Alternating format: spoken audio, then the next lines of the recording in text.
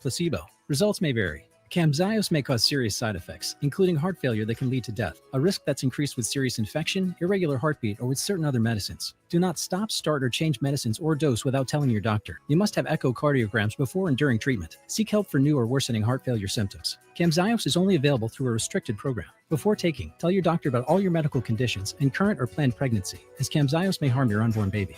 Visit Camzyos.com or call 1-855-CAMZYOS after portrayal. You enjoy the thrill of gambling, but what happens when it becomes a problem? Whether you want to cut back or quit gambling altogether, the Gambling Clinic has been helping people change their gambling for over 2 decades. We're here to help, not to judge. The Gambling Clinic is a Tennessee-based clinic offering in-person and telehealth support to help people win back their life. Visit us at thegamblingclinic.com. This project is funded by the Tennessee Department of Mental Health and Substance Abuse Services. Brought to you by the Gambling Clinic, the Tennessee Association of Broadcasters, and this station. Live on the Game Nashville Sports Network. This is Nick Frazier, starting in New Orleans, where the Saints have locked up their wide receiver Chris Olave, signing him to a massive 4-year contract extension worth $132 million, which includes $90 million guaranteed and keeps him in New Orleans through 2030. Meanwhile, in Nashville, the Tennessee Titans training camp, offensive tackle J.C. Latham has officially been activated off the PUP list. After dealing with the pectoral strain, Latham is beginning to ramp back up to full practice. Over on the links at the Rocket Classic, Patrick Cantley and Cam Young share the top spot in the standings. Young moved up 68 spots, starting his round at 1 under and now shooting 9 under to finish the day. This evening, the Nashville Sounds continue their series with the Charlotte Knights, the AAA affiliate of the Chicago White Sox. Coverage begins at 6:20 on 94.9 The Fan on the Game Nashville Sports Network. For more, log on to thegamenashville.com. Your sports live here on the Game Nashville Sports Network. Nashville's award-winning full-service spa, Mocara, located in the beautiful Omni Nashville Hotel, invites you to take advantage of their summertime getaway. Book a treatment at Mocara and receive complimentary valet parking, along with use of their rooftop pool featuring stunning views of the city. Reserve one of their new cabanas at the pool and enjoy daily food and beverage service. Mocara offers a wide range of signature services, from massage therapy to body and facial treatments. Simply go to omnihotels.com/Nashville. A new tradition begins for Nashville. It's the Liberty Mutual Music City Kickoff Game. This year on Sunday evening, September 6th, the Louisville Cardinals will take on the Ole Miss Rebels at Nissan Stadium. Get your tickets today for this premier showdown between two of the top teams from the Southeastern Conference and the ACC. Most preseason polls have both Louisville and Ole Miss ranked near the top of their conferences, so this will be an exciting matchup. Reserve your seats today. Go to nashvillesports.com/Music City Kickoff. That's nashvillesports.com/Music City Kickoff. At DePauw University, curiosity has no limits. In the College of Liberal Arts and Sciences, students ask bold questions and connect big ideas that shape tomorrow. Discover how thinking can take you anywhere. Learn more at depaw.edu. Your sports live here. WBUZ HD3 Laverne. We are the Game Nashville Sports Network. ESPN 94.9 The Fan. 35 years of the best sports talk in Nashville. It's the George Plaster Show with Tennessee Sports Hall of Fame quarterback Kelly Holcomb and young gun Lewis Maddox.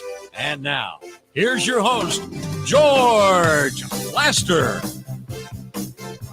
Hello again, everybody. Welcome in. It is kind of a cloudy, overcast Friday in Nashville. We are at our digs at the Ford Ice Center in Bellevue. And if you think this is one of these sleepy Fridays, haven't got anything to talk about, think again. We don't do those. No, we're going to North Carolina at 3:20 and find out what on God's earth is going on around Tar Heel football. Michael Lombardi, the general manager, placed on whatever you call it, administrative leave earlier this week. It's crazy.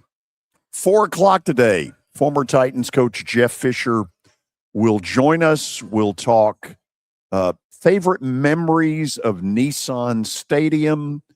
We'll preview the Cats playoff game Sunday up in Clarksville at F&M Bank Arena. And shortly after that interview, we will have a big show announcement. Yeah. Okay. Kelly's a football snob. Not a football snob. He's a Friday snob. So he's not with us. But Lewis Maddox is. Hello, Lewis. Hey, George. How are you?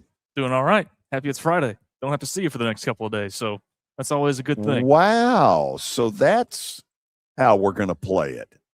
We've been here a month, and now it's time to rip on the director. Yeah, well, I mean, don't act like this is a new thing. I've been ripping on you for 5 years, so we're close to it. But now you're an employee. Yeah. And I am the employer. Right. And don't you forget it. I'm not going to change, though. So let's get the show started. Now that we're into football season, every day it's Terry McCormick's Daily Titans Update. Terry and the child are less than 48 hours from Wrigley Field, Cubbies, and the communist Yankees. Yes, the Yankees right now are up 2-0 behind Will Warren, of all people. So how you like that? Even how though excited? There's 7 hits between the two teams in this game. How excited is the child? He's very excited. Very excited. He's looking forward to crossing Wrigley off his list of stadiums visited. Tell him I have 2 words for him. What's that? Go Cubs? Go Cubbies. I figured that's what it was. Okay, let's get down to Titans business. What's the important news of the day? Well, today, Robert Saleh, actually yesterday, changed things. So he decided to have 2 walkthroughs today as opposed to a regular practice. So there was no media access. Little audible call by Mr. Saleh there, postponing practice at least in front of the media. They'll return tomorrow, and that will be the final ramp-up practice, and I believe Monday will be the first one in pads. So at that point, I think we can really kind of start to get a barometer of what this team is. Okay, you hear this from time to time, that there are players who look great, you know, when there are no pads and no contact. In 5th grade, I was one of those. Have you ever really seen a player on the pro football level that you thought was great, looked super until the pads went on? Oh, yeah. There are guys like that almost every year. You know, usually it's some of these undrafted receivers that they bring in and they're making catches behind their back and, you know, with one hand and things like that. Then when the pads go on, they can't, you know, gain any separation and the ball never comes to them because of that. In my case, it was simply I didn't want to be tackled. I can see that. Yeah. Tackle football led to career in broadcasting. So if flag football had been around then, you would have I'd have been a star. Is that what you're saying? Hell on wheels. Okay, anything else we should be discussing? Yeah, this is something that we can discuss on Monday. But one of the scheduled players tomorrow that is supposed to talk to us is Will Levis. First time we've heard from him in more than a year. So we'll have to see what he has to say. Well, that might be really interesting. I think it will be. I think so, too. Looking forward to hearing what he has to say. I bet he may have to rehearse it ahead of time. If they ask me this is what I'm going to say, even if I don't believe it. And I think he knows probably what he's going to get asked for the most part. Yeah, he's not stupid. I mean, he's not. You know, do you feel wanted here? Wow, that will be interesting. That's something to look forward to on Monday. Yep, absolutely. I think it's going to be an interesting conversation. Terry, we'll do it again Monday. Same time, same place. Sounds good. It's Terry McCormick's Daily Titans Update. We will do this for the next 5.5 months. Yeah. Yeah. It's insightful to have somebody that close to the team. He's good. Yeah, he is. He gives us great info. I give him a lot of crap, but he is terrific. He is. All right. You ready for the update? Does it have any substance Well, to it? You ask me that every day, and Right. every day I've got the same answer. Yeah, man, it does. It sure does.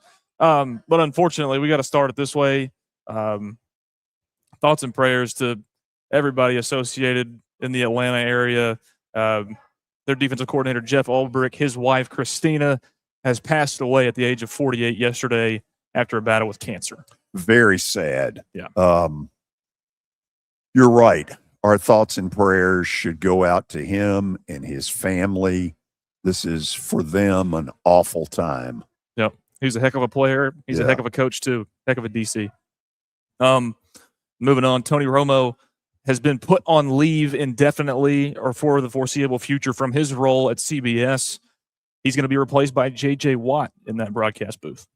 So, as most people out there who are watching or listening have probably thought, when Romo came on the scene, man, he was unreal. He was this bright star.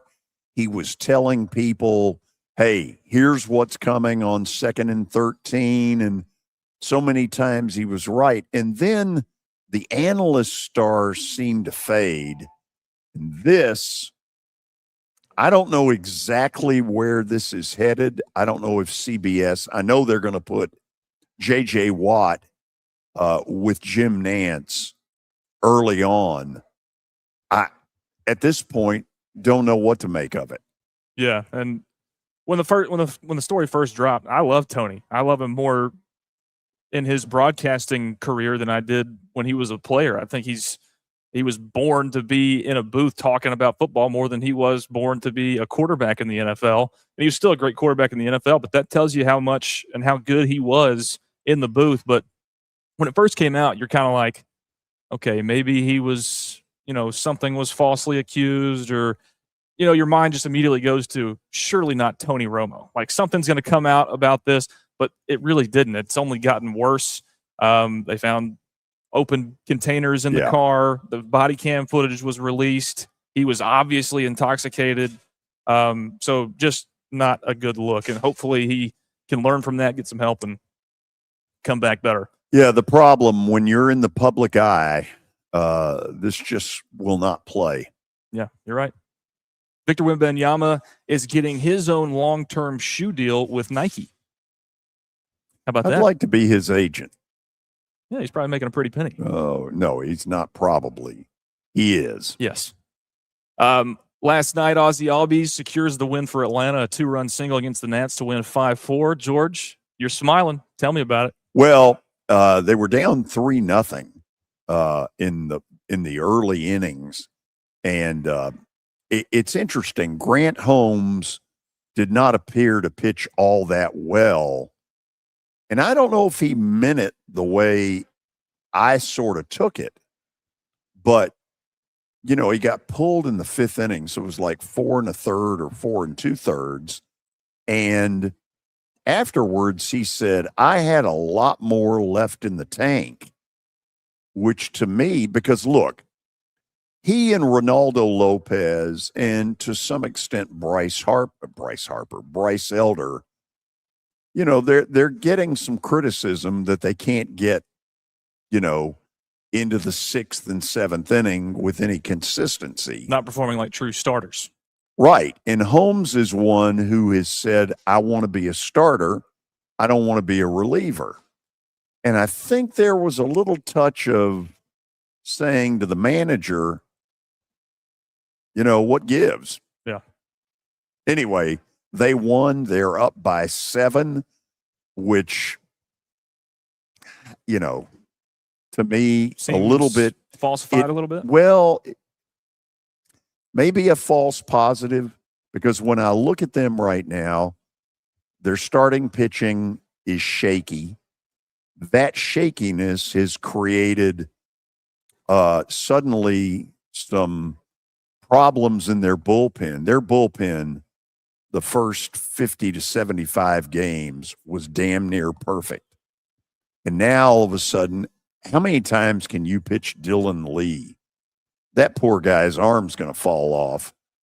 And their problems with the starting pitching are creating problems in their bullpen. In the meantime, Philly can't get a win to save them, and I like that. Yes, a lot. We love that. But Yeah. George, and you're not buying it, and we talked about this before we went on the air, but ESPN is kind of giving a crystal ball to Atlanta to be the recipient of Tarek Skubal at the trade deadline. You're not buying it, but if it does happen, what do you think? Well, happens? first of all, let's just talk from the Tarek Skubal part. The guy's a stud. He is. Would he help them in the short term? Absolutely. But you cannot make that deal and then give up the kind of prospects it would take to get him and then watch him walk out the door in free agency. You can't do that.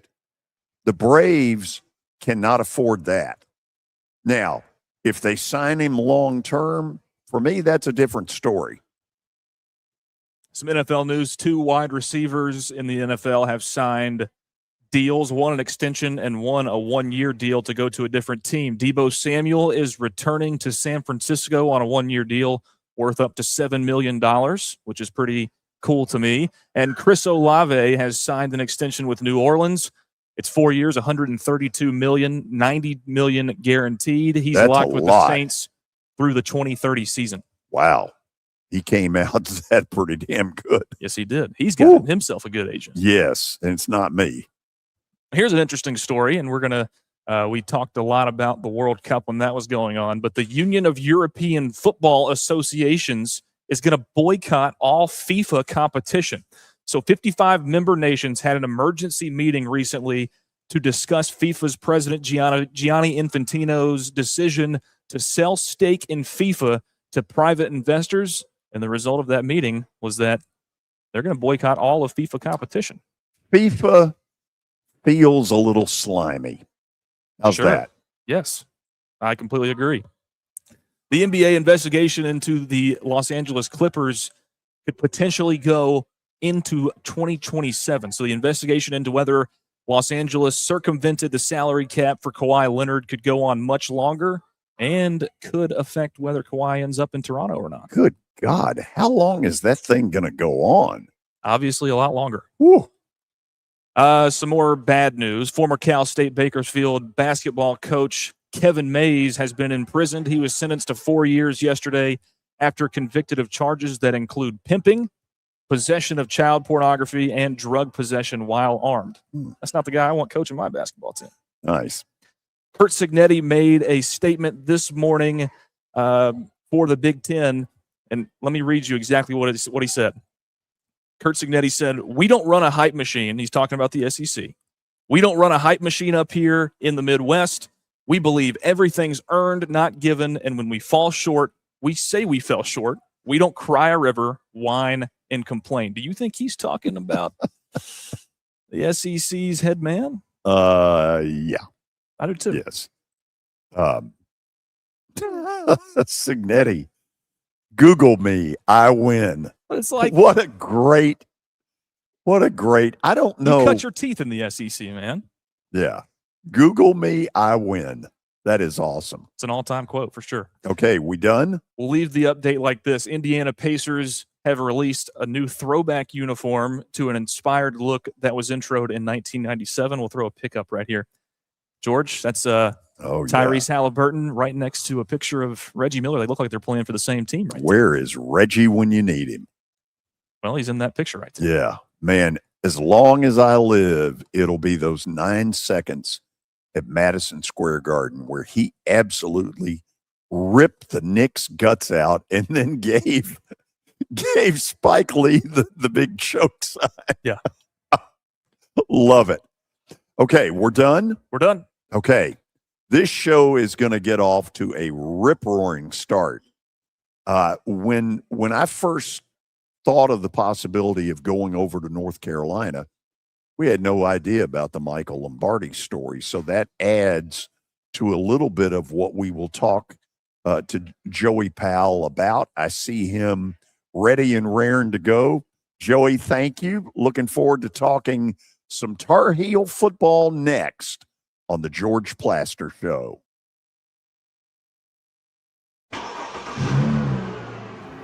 When I got my first car, my dad told me, keep the gas tank full and my number on speed dial. Now parents are telling their kids, save 615-242-9000 just in case. I'm Blair Durham.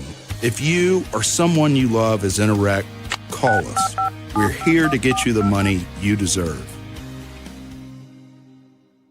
It's easy to say good things about the folks at Strike and Spare Family Fun Centers. Number one, I trust them with something that's near and dear to me, the Plaster and Friends Celebrity Bowling Night.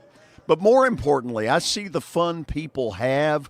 They enjoy the bowling, they enjoy the camaraderie, and you will too. Come by any of their locations and get ready to have some fun. At Wilson Bank and Trust, we believe you shouldn't have to choose between personal service and digital solutions. As your local independent bank, we're proud to offer the relationships and trusted service you expect, along with the tools and technology that keep you moving forward. So whether you're growing a business, buying a home, or planning for the future, we're here to help. Because this isn't just where we work, it's where we live too. Wilson Bank and Trust, here to get you there. Member FDIC. Are you looking for expert medical care in Nashville without leaving your home? Medical House Calls brings concierge-level health care directly to your door. Whether you need urgent attention, ongoing primary care, revitalizing IV therapy, or medically guided weight loss, our experienced providers are just a phone call away at 615-838-2375 or go online, medicalhousecalls.com.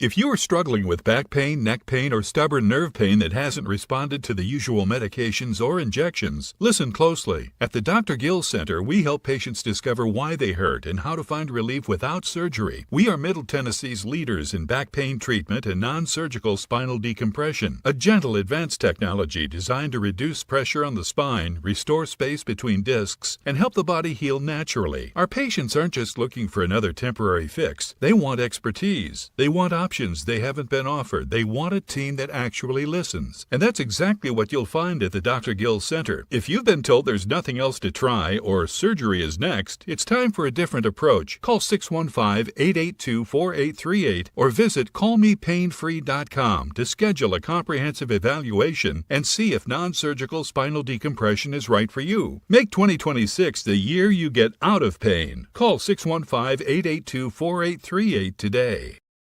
Learning is tough enough, but big tech engineered distractions that make it even harder for kids to focus. Marsha Blackburn, she took on big tech to protect kids from dangerous content. Now she's fighting to take back our classrooms. My plan? Bell to bell. No sale. No excuses. No exceptions. Marsha Blackburn. No more posting. No scrolling. Here in Tennessee schools, we're going to learn. And hunt down every communist who tries to defy us. It doesn't take a fortune cookie to figure it out. Here in Tennessee, we're going to stop communist China and protect Tennessee land. Marsha Blackburn, Trump true, Tennessee first. Paid for and authorized by Marsha for Governor, Treasurer Glenn Jacobs. A lot of people want to define teams by singular performances. Sports. Did he not go back into the game after that interception? Let's get this turned around. And we're all saying, no, they don't. Here. You thought you were on your way. Your sports live here. On ESPN 94.9. And the Game Nashville Sports Network.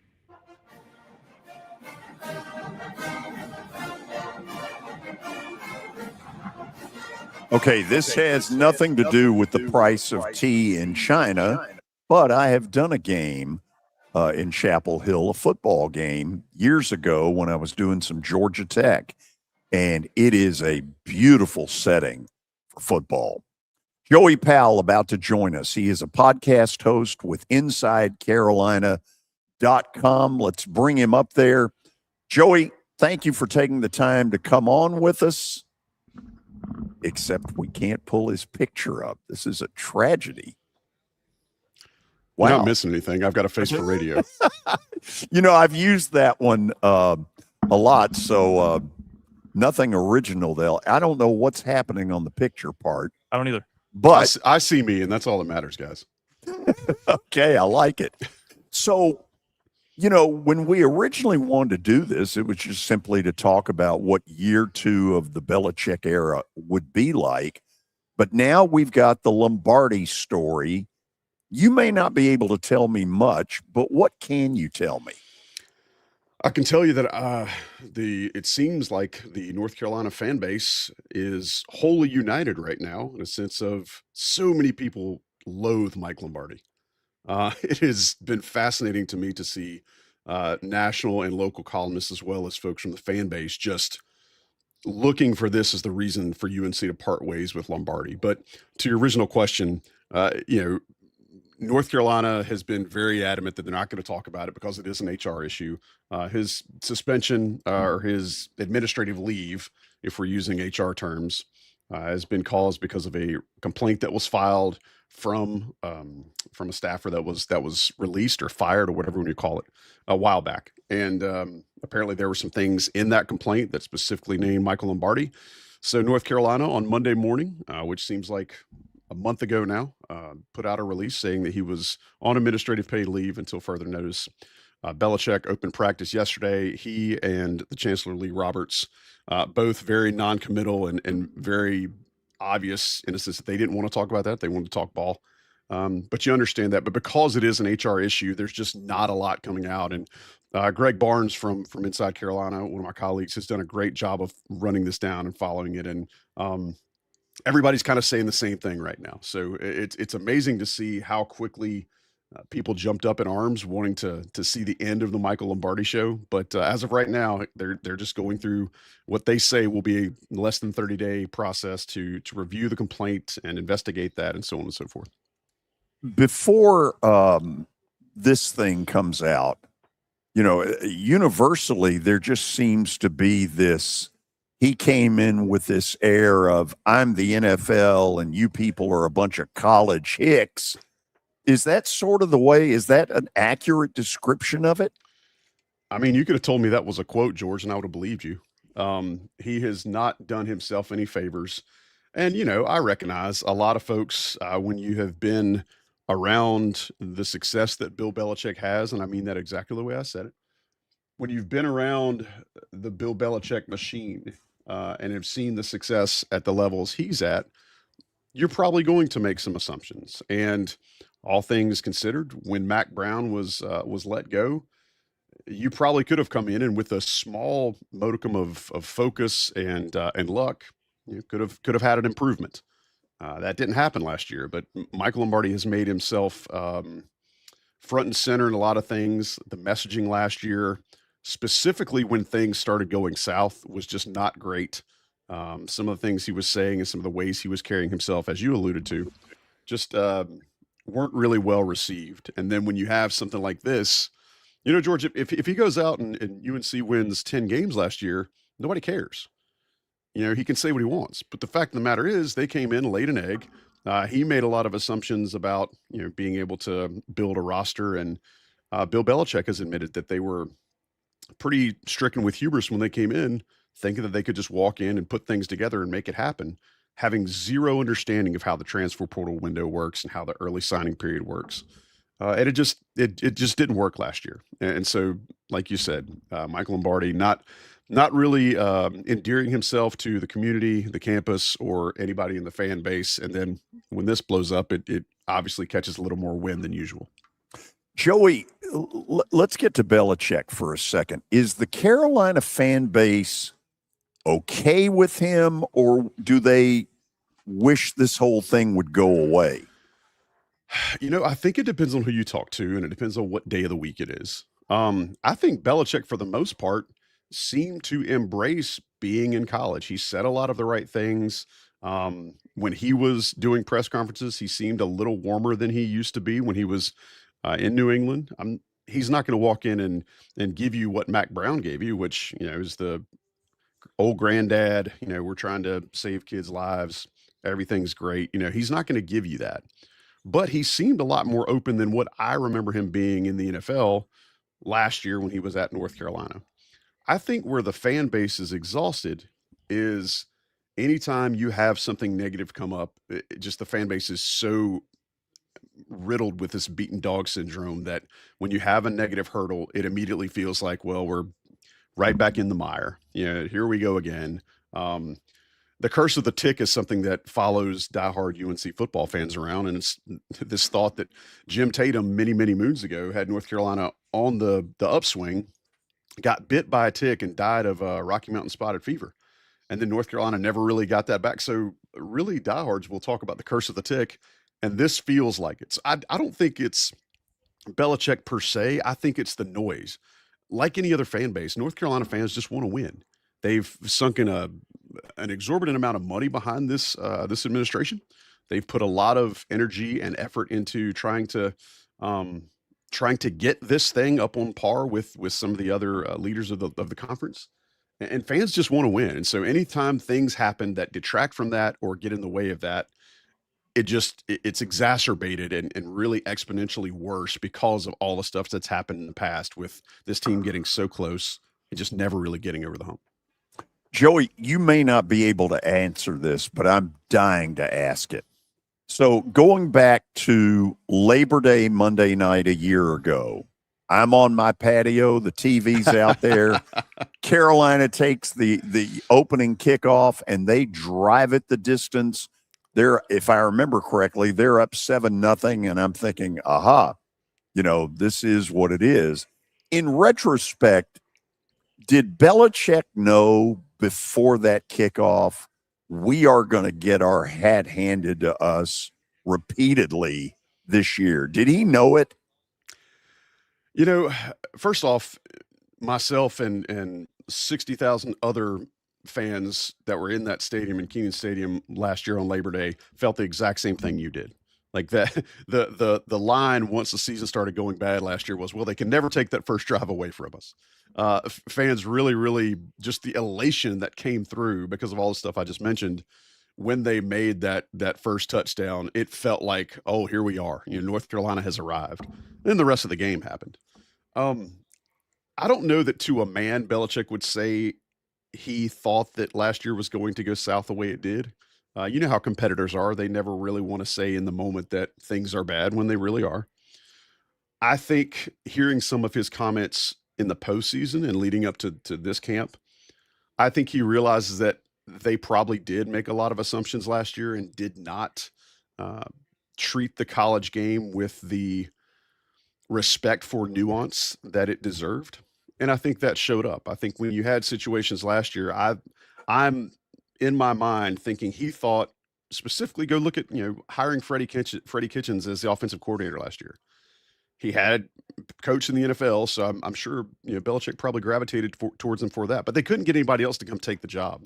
And so Kitchens was the offensive coordinator, and they ended up getting Gio Lopez transferred into the team to be the quarterback and didn't show up until fall camp. And I think they just assumed they would be able to make it work because, I'm Bill Belichick and I've been really successful. I don't think there's anything wrong with making that assumption because he has been successful on the highest levels.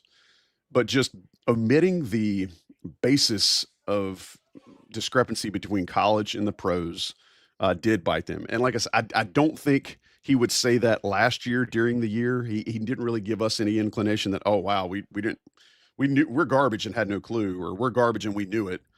But what he said since then does make me think that he's learned a good bit. He has recognized that there were places he made some leaps that he should not have made. And there are places that he's putting more attention to this year as a result of that to hopefully help make the second year a lot better than the last season was. You're around it a lot. Do you sense that this is really what he wants to do, or is one eye NFL and he'd be out the door if somebody'd give him the chance? I think last year, early in the season, a lot of folks still thought he would be considered for an NFL job should it open. I think after last year, just my opinion on the matter, I don't think that he is an attractive option for an NFL team now. You've seen the league go so much younger. I mean, look at, the Seahawks won the Super Bowl last year with an incredibly young coach. I don't think folks see him as a viable option in the league. Just my read on it. I think he's happy because he's coaching ball. I think he enjoys the teaching part of it. Like, some of the footage that our guys got at camp yesterday, if you go back and look at some of that, I mean, he really is leaning into the teaching part of it. He really is, getting in and getting up close. And he looks like the guy that none of us have ever seen before on the sidelines. He looks like a guy that's enjoying what he's doing. Whether that translates, I don't know. I think he's probably annoyed a little bit about the Lombardi situation too. I think he probably gets annoyed with the non-football stuff that comes with running a college program, but that's what he's supposed to have a GM for, is to keep him away from that so he can focus.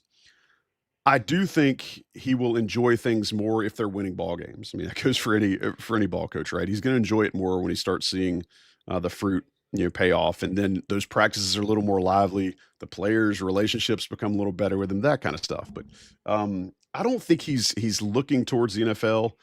I would also like to keep that caveat that if somebody calls him tomorrow and says, hey, come coach our team, I'm not saying he turns the call down, Hey, Joey, I mean, what I'm kind of hearing here is that the fan base in North Carolina and Chapel Hill is like a little bit wishy-washy. It can be, we want to give this guy a shot to show us what he can be and show us that he's still that guy that he was in the National Football League. But, like, give me a scenario where that completely changes either way when it comes to this season. Like, what's the scenario where this could come to an end this year and it goes just completely terribly bad? And then on the other side, I mean, what would you have to see? What would North Carolina have to see for them to continue to invest their time and capital in this guy to where this thing could be a positive outcome for North Carolina football? I'll be honest. I felt coming into last year that this was a 2-year trial to determine yes or no. Something a lot of folks outside of the area may not know is that North Carolina has a brand new athletic director that just started 1st of July, Steve Newmark. He comes from a very successful career in NASCAR, being a team executive and understanding the financials of how to put together a winning NASCAR team. He's going to have his chance to put his fingerprints all over this. And he was involved with the conversations to bring Belichick in. I think what Newmark has said is that he wants to see definite, and I'm paraphrasing this, but he wants to see definite improvement in the program.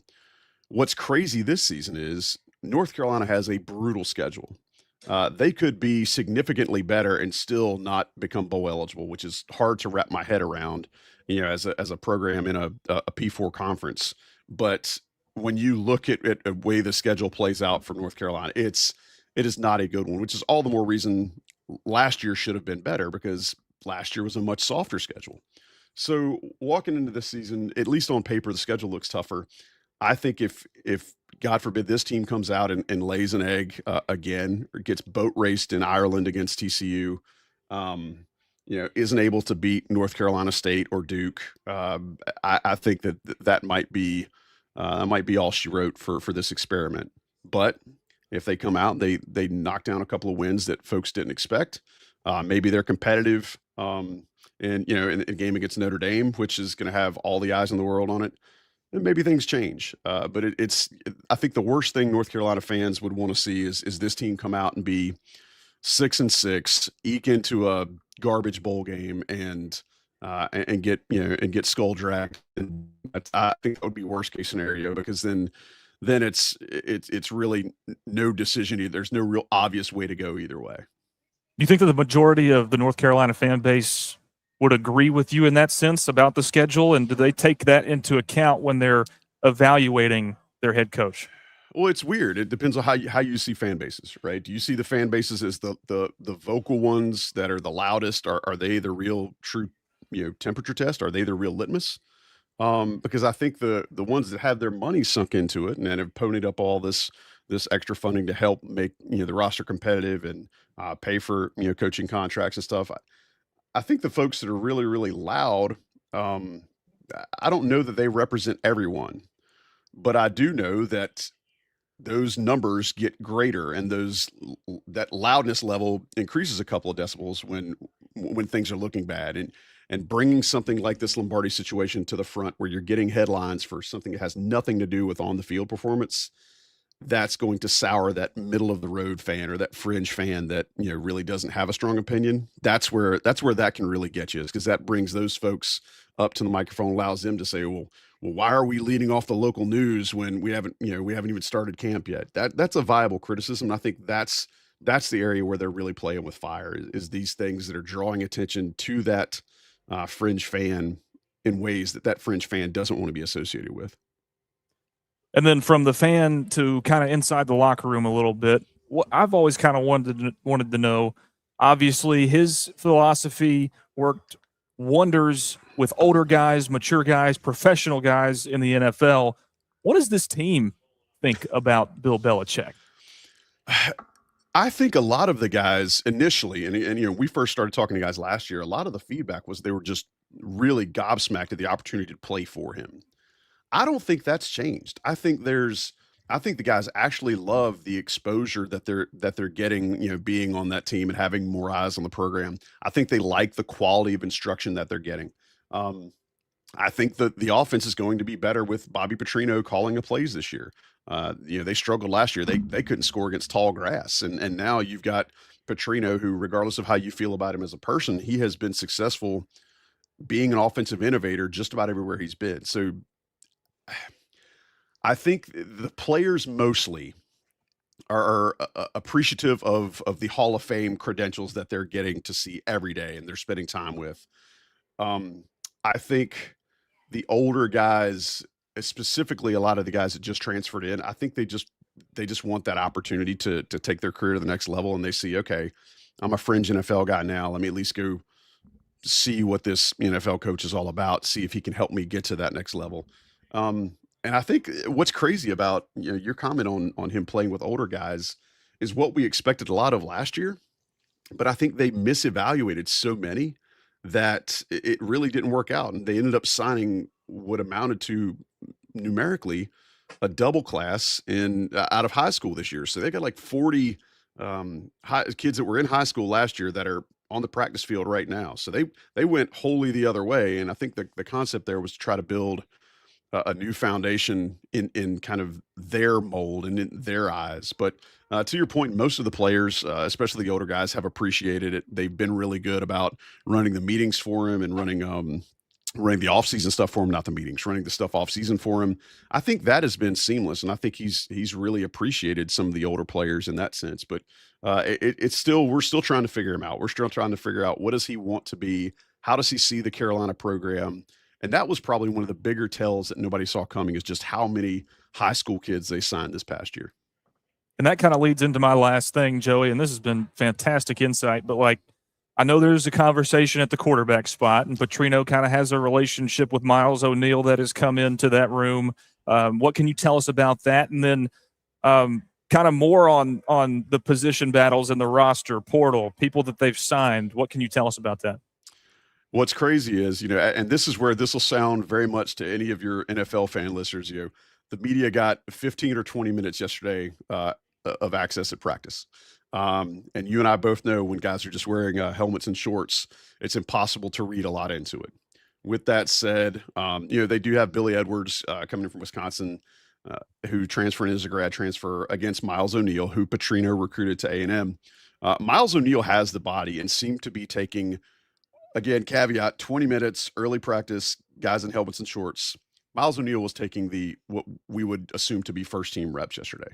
As far as the rest of the offense goes, it's really hard to say. I do think, and it just came out either yesterday or the day before, that North Carolina got nobody on the preseason conference, all-conference team. So zero expectation there from the media about that. But they do bring back Jordan Shipp, who had a great year as a freshman receiver last year. They do have a transfer named Tretch Kikahuna, who is a slot receiver. Is going to be really, really good. He's an absolute burner. I think they'll have enough skill position players to score some points. I'm not saying they're going to go out there and drop 60 on anybody, but I think it's going to be better than the 18s and 21s that you saw last year. They've wholly bought into the Belichick mindset of there's no such thing as too many tight ends. I'm not saying they're going to run all 13 personnel, but I do see they like the guys they have in that tight end room. They are going to use them as both hybrids and as regular tight ends. They've got a lot of depth there. And I do think they like the offensive line. The problem is last year's offensive line was hot garbage. And they return some of those players who were freshmen having to play early last year. And they return some of those guys. So it's good that you're getting experienced talent back. However, it's the experience that you're bringing back from North Carolina anyway wasn't great. So they've got some guys that have transferred in from other programs. They're really big. They're really beefy. They look more like a Big Ten or an SEC offensive line than they have in the past. I mean, they're going 6'8" at both tackles, right? And that's not something North Carolina's always had. So I think from the offensive side of the ball, I do think they're optimistic in a sense that that's where some real gains and some improvements can be made. But when you're starting as bad as they were last year, I don't know if that's saying a lot. At defense, it's going to be how well can they stop things up front. I think they've got some guys that came back from last season that can't help them up front. They were able to nail down a couple of young guys at the corner position, but the biggest part of it again is just how much can they get out of their run stopping. And Leroy Jackson's the big one that they return that I'd like to point out from last year. They play him a little bit at both tackle positions. If they can get any sort of help to stop the run game, they've got a chance. But it's just, this early, it's hard to really say. Now, if you talk to me in 2 weeks, I might have a little bit better idea of who those first team guys are definitely going to be. But it's a bit of a crapshoot right now, and it's going to be absolutely fascinating to see how things stack up between now and a month from now when they're kicking off in Dublin. Joey, this was fascinating. First of all, thank you for taking the time to do this. Great interview, even though we couldn't see you. And keep using that line about the radio face. I use it all the time. And you know what? When I say it, everybody's like, oh, yeah, that's what you got. You didn't miss anything. I tell you, it's my mom even tells me I have a face for radio. So if mom's not signing off on it, you know what you got. That's cold. Listen, thank you for doing this. All right, guys. We wish you the best, and hope the Titans have a good season for you this year. You got Cam Ward back there, and hope y'all have fun with it. But yeah, hopefully we'll talk to you sometime in the very near future. Y'all have a great weekend. Thanks, Joey. Joey Powell is the host of a podcast for InsideCarolina.com. First of all, you can tell the voice is a broadcaster. Oh, wow. Yeah. Oh, yeah. That's stuff, too. He's got one of those voices of God. I was thinking during this whole interview, and we're going to talk about it a little bit after the break. I cannot think of a scenario, and I'm sure there are some, where a guy has risen to the very top of the professional level, but then kind of ended up on the college level where it wasn't going well at all. There's probably one or two, and if you've got one on the comment line, let me hear it. We'll talk Bill Belichick when we come back on the George Plaster Show. When I got my first car, my dad told me, keep the gas tank full and my number on speed dial.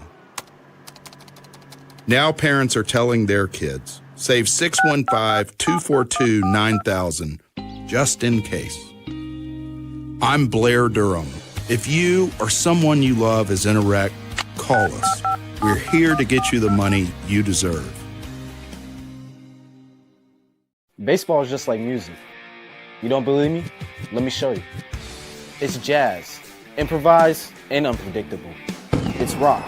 The crowd explodes like a guitar through a wall of amps. It's rap, fast, sharp, all rhythm and timing. It's country, nothing but 3 outs and the truth. Do you believe me now?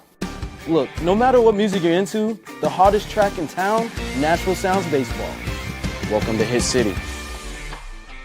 Football night in Nashville is back. and it's returning to Sports and Social in Green Hills Mall Thursday night, August the 6th, with the Hall of Fame game from Canton, Ohio. We'll have great prizes to give away to celebrate the return of football, courtesy of the folks at White Claw Vodka. It's the Panthers and the Cardinals at 7 p.m., a great way to kick off the 2026 season. See you at Sports and Social in Green Hills.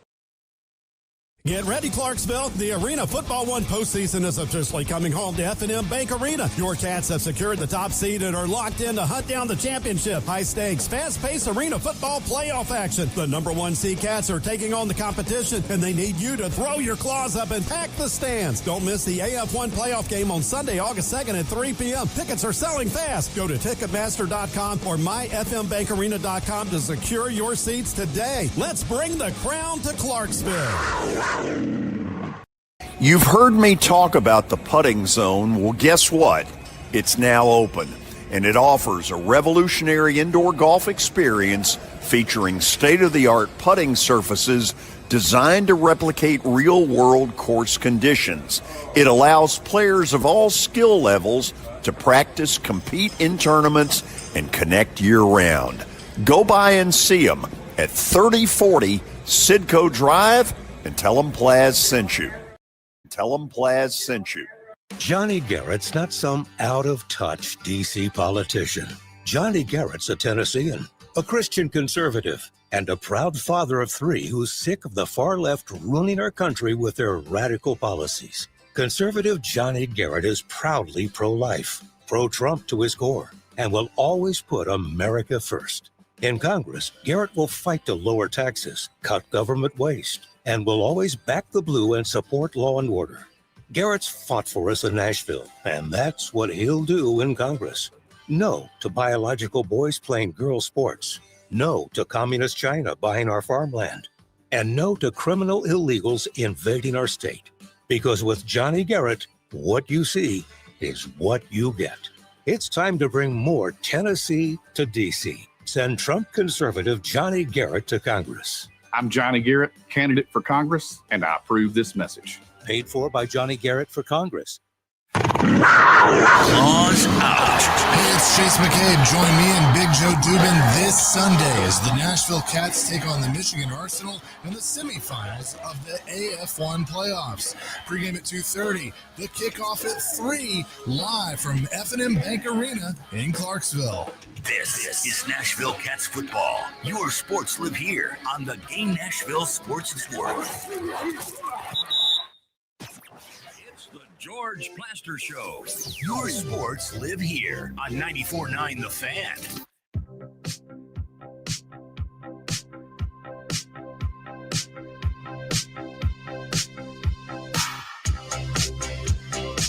We're back. This whole Belichick thing is fascinating to me.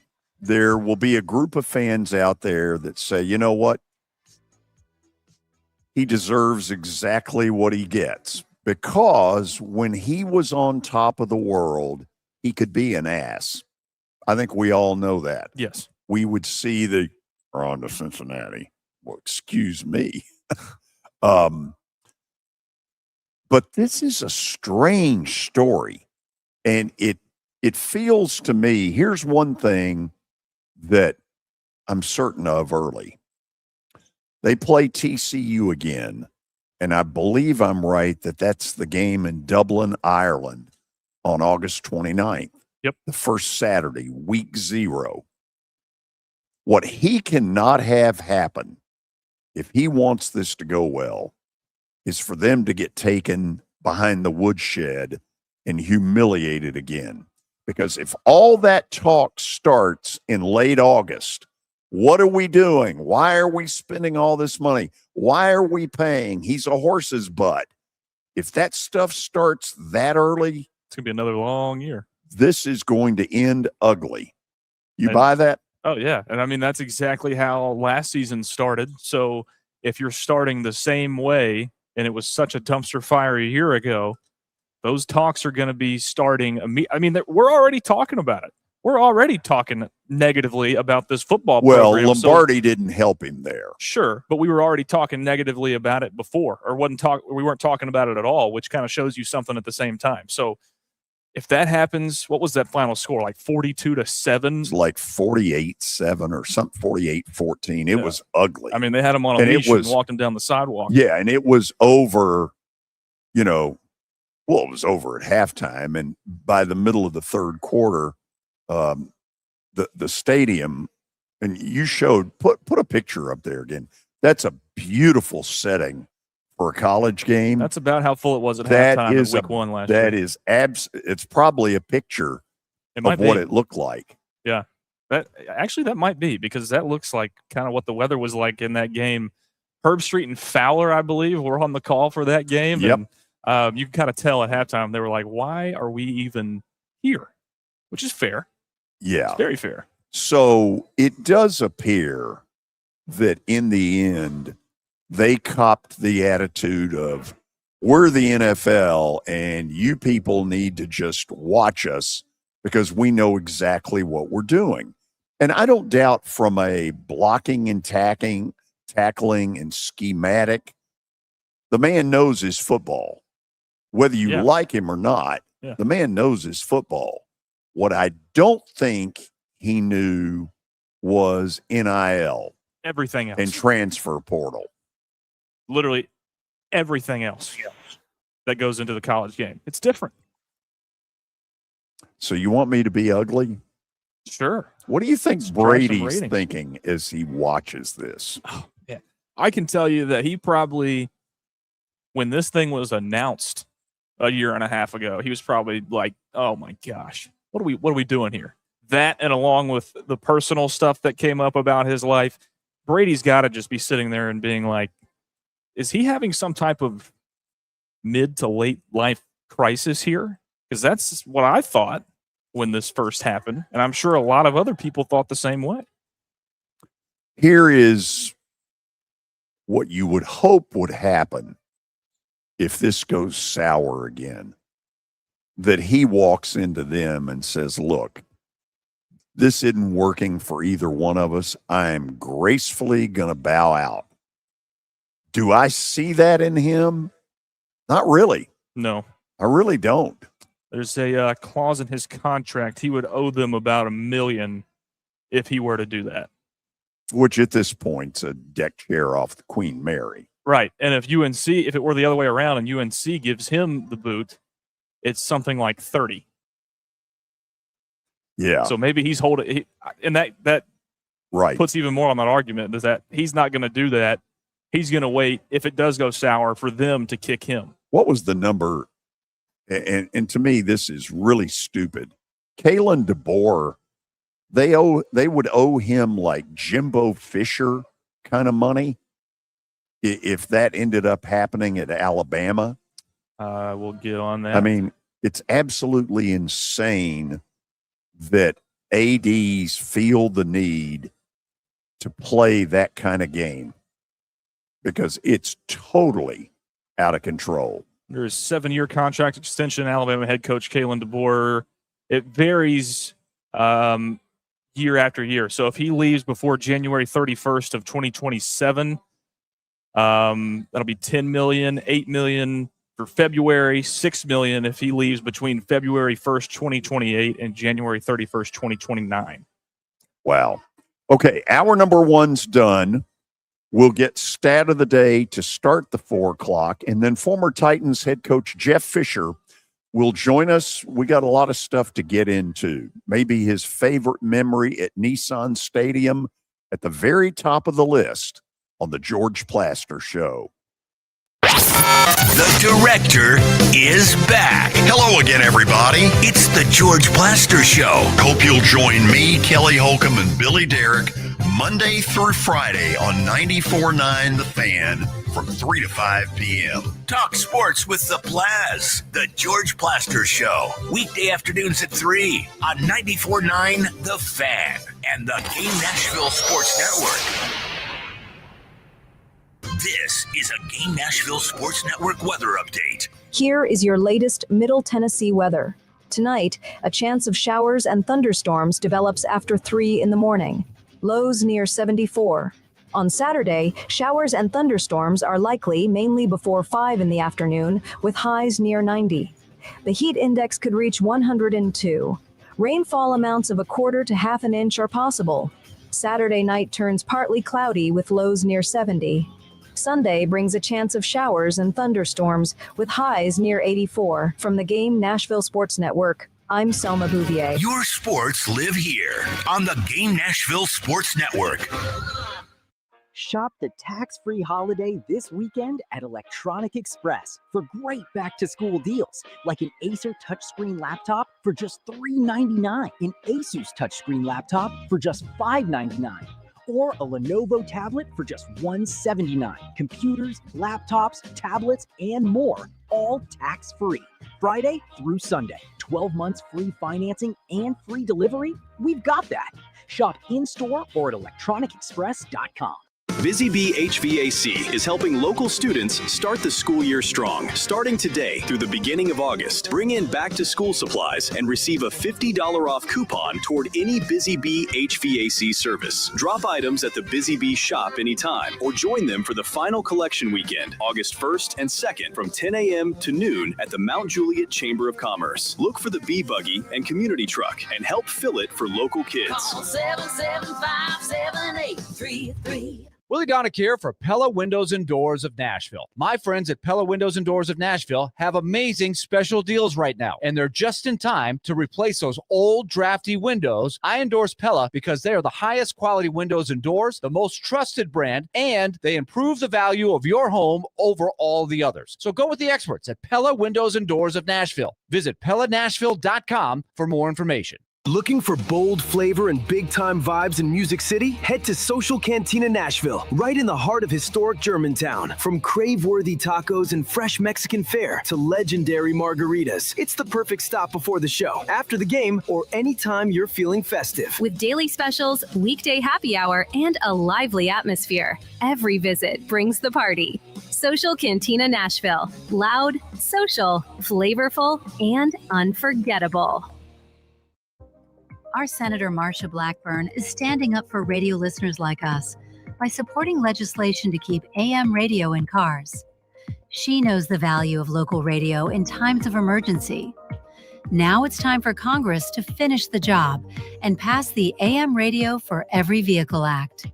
Learn more at dependonam.com. This message furnished by the National Association of Broadcasters and this station. The weather is hot out, and the action is getting hotter at the Circa Sportsbook at the Mint Gaming Hall, Kentucky Downs. Feel the rush of every play in the largest sportsbook in Kentucky, from basketball, baseball, soccer, and more. Catch it all on an 80-foot screen, stadium-style seating. Download the Circa Sports Kentucky mobile app today and start betting like a pro anywhere in Kentucky. Don't miss a game at the largest sportsbook in Kentucky, Circa Sports at the Mint Gaming Hall, Kentucky Downs. Welcome to Huntington Bank. We're new here, but we've been around since 1866. Wow, that's a long time. Long enough to know that insightful bankers, great products, and customer service make a big difference. Let's get more from money. Switch to Huntington Bank. Welcome. Eligibility requirements apply. Some features may require enrollment. A DePauw University education goes beyond the classroom. Here you'll explore ideas, challenge yourself, and connect what you learn to the world. Ready to think boldly and lead with purpose? Learn more at depaw.edu. Your sports live here. WBUZ HD3 Laverne. We are the Game Nashville Sports Network. ESPN 94.9. The Fan. 35 years of the best sports talk in Nashville. It's the George Plaster Show with Tennessee Sports Hall of Fame quarterback Kelly Holcomb and young gun Lewis Maddox. And now, here's your host, George Plaster. Back here in hour number 2, 4 o'clock on the button. Time for the Apple Collision Center's stat of the day. George, you feeling confident about it today? Well, it's hard when you sit in this chair and suddenly your brain just goes into a fog. And there are times where a question will get thrown that I ought to be able to get, and it just doesn't register. I think this one's somewhat easy. Okay. All right, here we go. Where you go with this? Stat of the day: which current MLB player has won the most MVP awards? Current.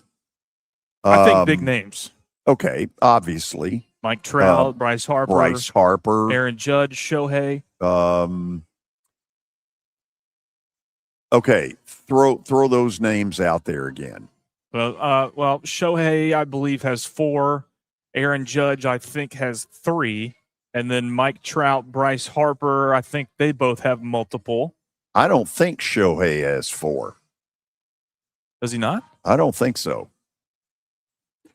I think it's either Aaron Judge or Bryce Harper, and I hope it's Aaron Judge. I'm a big fan of his, and I hope he gets back, even though I hate the Yankees. I'm a big Aaron Judge fan. I like the way he carries himself. Put him on there. I think that Shohei has 4, so that's what I'm going with. Okay. Oh, no. Somebody clip that.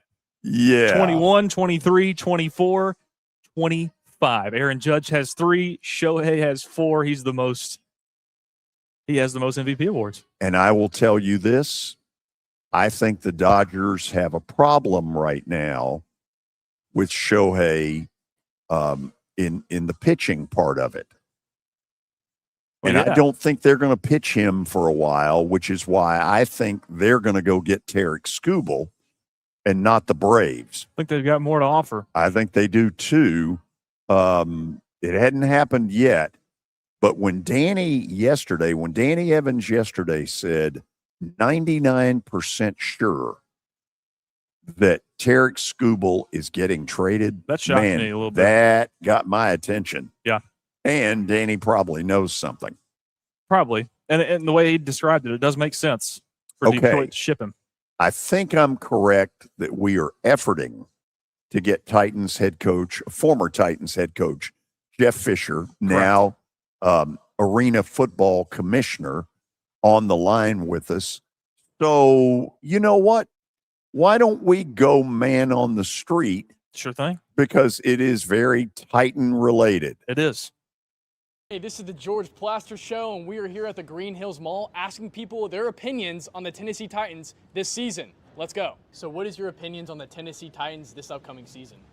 I think they're going to go to the playoffs, win the AFC South. Got a good quarterback, two new good coaches. Brian Daboll has experience as being a head coach, and then Robert Saleh has also been there, although it didn't go great with the Jets. Got a great receiver, added some weapons on defense. I really see us going to the playoffs. So do you think Cam Ward's going to make an enormous jump this season than last year? Absolutely. He has a different offense, a different mind, a different scheme, an actual receiver built along a bunch of decent wide receiver twos. There's a lot he can do. So what is your opinion on the Tennessee Titans this season? I think we're going to be a much better team this year, especially with all the free agency signings, especially in our DB room. I think Cordell Flott is going to be a big impact for us. And in the wide receiver room, we got Carnell Tate, which I was a little shocked by in the draft. But we also got Robinson, and DK is going to have another good season, and Io Manor is developing. And I think Cam Ward's going to have a much better season this year. Why do you think that? I don't know, just based off flashes he got a lot better throughout the end of the season. It seems like all of his good games are against top 10 defenses. The last time we played the Texans, not the first time, that was a terrible game for the Titans, but when we played the Chiefs in the end, they had a good defense. The Seahawks had a top 10 defense, and we only lost by 6 points. Just towards the end of the season, he just got better and better, and with very little weapons. So now that he has a lot of weapons, I'm really excited to see what he can do. So what is your opinion on the Tennessee Titans this upcoming season? I'm not the biggest Titans guy. I'd say they're like my second team. So I don't know too much. I think I'm saying 7 to 9 wins. That's kind of where I'm clocking them at. I think they have a good future. But I can't expect Carnell Tate to come in and do wide receiver 1 stuff when he wasn't the wide receiver 1 in college. I think he'll do good, but I can't really tell. I think 7 to 9 wins is a good estimate for Cam Ward's second year and such. So, do you think Cam Ward will make a leap this year? Oh, for sure. Yeah, I think he's definitely got a leap incoming, but not enough to maybe playoffs. I don't know. I think the Jags got that. Okay, that was Man on the Street. And now we transition to former Titans head coach. But for a lot of us, he will always be the Titans head coach. He is Jeff Fisher, and he joins us by phone. Commissioner, how are you? You can call me Jeff. I'm doing great, George. Kelly, how you doing? Thanks for having me on this wonderful Friday afternoon. Kelly's not here. He's a Friday snob. Oh, is he? I thought yeah. I heard him on the promo during the commercial. You guys got to get that cleaned up. That's the only reason I'm doing this phoner, George, is to talk to Kelly. Are you kidding me? Listen to this. Now he's playing program director. That's right. Oh, gosh. I feel like I've been a director for the last couple of weeks losing my mind. But it's been fun. We're having fun. I appreciate you giving us the opportunity and to visit a little bit about what's going on up in Clarksville this weekend, and then anything else you want to talk about. So let me ask this before we get to Clarksville. Nissan Stadium closes out at the end of this season. And I think I know the answer, but I don't think I've ever asked you the question. What was your favorite moment in that stadium? Oh, gosh. There were so many of them. What I think listeners come to, going to answer it for me. There's the Music City Miracle. But you know what is interesting? It was the open. Because everything that we had done leading up to that, the move, the games in Houston, and then, Memphis, and then Vandy, and so on. And so to be able to go in there and open that stadium and play the first game and be down, I believe it was 9 points with 3 or 4 minutes left to go. And it was just one of those lucky things that happened. It was so warm down there, Jeff Blake cramped up and left the game, and we came back and won. So we were down by 9, Steve and company put 10 points on the board, and we won that opener. And then, of course, that led us through the season where we went undefeated there at home. So I'd have to say it was an undefeated season at home in year one. That's when it all got started. That's when we laid the foundation, and then there were so many other, spectacular plays and games and through the years, even after I left. But notably, I would say it was that opening game against Cincinnati. Interesting. In a younger audience that has no idea the obstacles that you faced, that I watched you deal with in and around 97 until that stadium opened, I've always believed that you were maybe the only coach that had the patience to put up with all of it. When you look back on it, do you kind of laugh and go, how did I put up with all that? No, I don't. I mean, it's amazing to think of, if you were to take those obstacles and drop them in the present day, I think it would be really difficult on an organization, much more so than it was.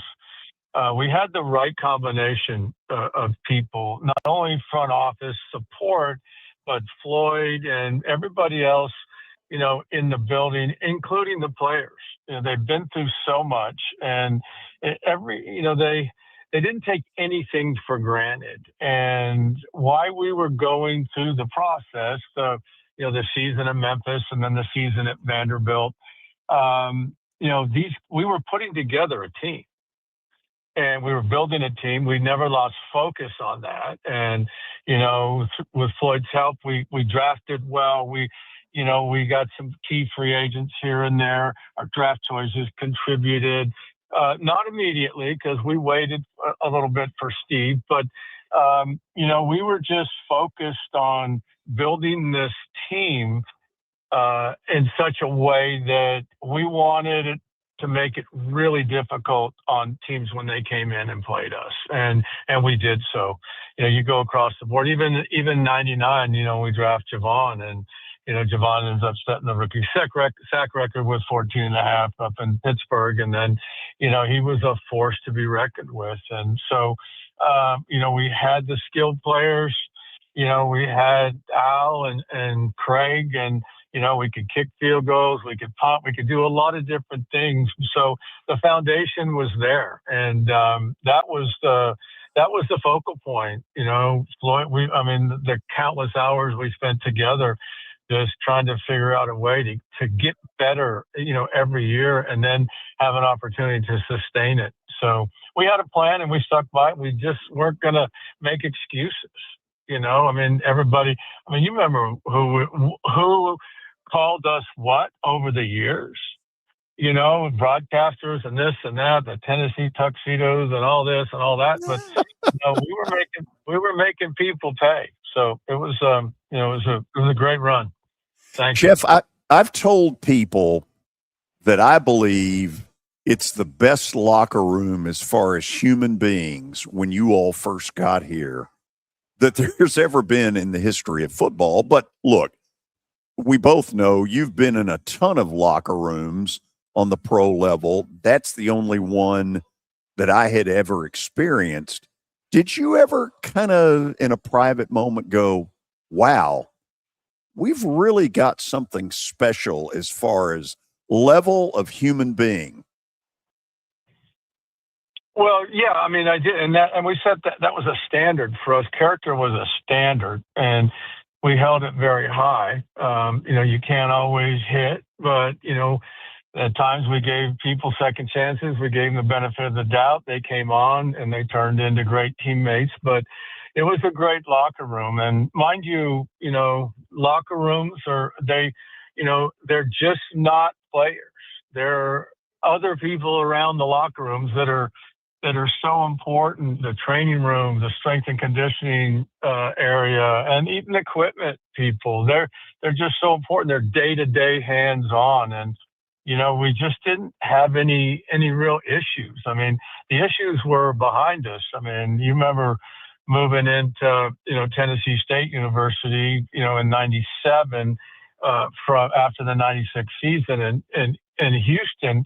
And we had, less than a month to get set up here. And, you sit there in the office and a player comes in as coach, they shipped my car here, but they don't know where it is, or this, or my family this, and the furniture here. And then, we're Al Del Greco, is not the only one, but he famously had, deposits in schools in Birmingham, in Houston, and in Nashville for his kids because he didn't know where he's going to be working. And so, you get through that, and guys are battle tested. You have a hard loss or something like that down the road, and they're resilient. They just shake it off and come back and play better the next week and win. And so we worked hard, with the players in the locker room, at keeping wins and losses in perspective, and not to get too high or too low or too caught up in it. Explain what happened, move on to the next week. And, again, to your original point, yeah, it was a great group of guys, and they loved getting outside and getting into the community. That was, so far reaching, especially, that year or two leading up to the official move and et cetera. And after we got here, we had guys all over the community and, doing fundraising and raising awareness and, everything that you do. And we just kind of personalized it. Clarksville, Sunday, playoff game involving the Cats. Jeff, would it be fair to say that Clarksville has worked out even better than you thought it would? Every day something good happens up there. Somebody's reaching out with a helping hand. Somebody's forming this foundation. It really has worked out well for us. We're We're undefeated up there, which I was reminded yesterday. The 2 games from last year, and then so far this season. So that's something to hang your hat on, and that's quite a milestone. But yeah, they've been absolutely terrific. Mayor Golden up there and the entire community, they just really have bent over backwards. And the players love, playing at the venue at F&M Bank Arena. It's small, it's intimate, and as it should be in the indoor world. And so, yeah, we're just, I want to say we're just riding along. There's been a lot of hard work that's gone into that, but it's hard to find somebody up there that's going to say no to the Cats. And this is a big weekend. Sunday. I mean, tomorrow we got a big game. AF1 has a big game, a semifinal game in Albany between Albany Firebirds and Minnesota. And then Michigan's on their way down, and so the Cats will host Arsenal. And then the number 1 seed goes to the Cats. If the Cats are able to win, then we'll have the championship, the AF1 Arena Crown Championship, a week from Saturday in Clarksville as well. Jeff, is there maybe a lesson to be learned that you can have the big name city, but the arena thing may get lost in the shuffle? And that are there some other thoughts, maybe some other smaller cities you're looking at that are affiliated with the bigger city in the future? Well, we are, George. I mean, we have we're talking a number of different markets for 2027, and some of those markets are big cities, but they're often the suburbs, and they got a intimate, really good opportunity with their venue or their arena, mind you. And so, it really depends on the individual situation. But if you go into a venue, in the indoor world that seating capacity is at 8 or 10,000, it's hard to make it look like you got a big crowd.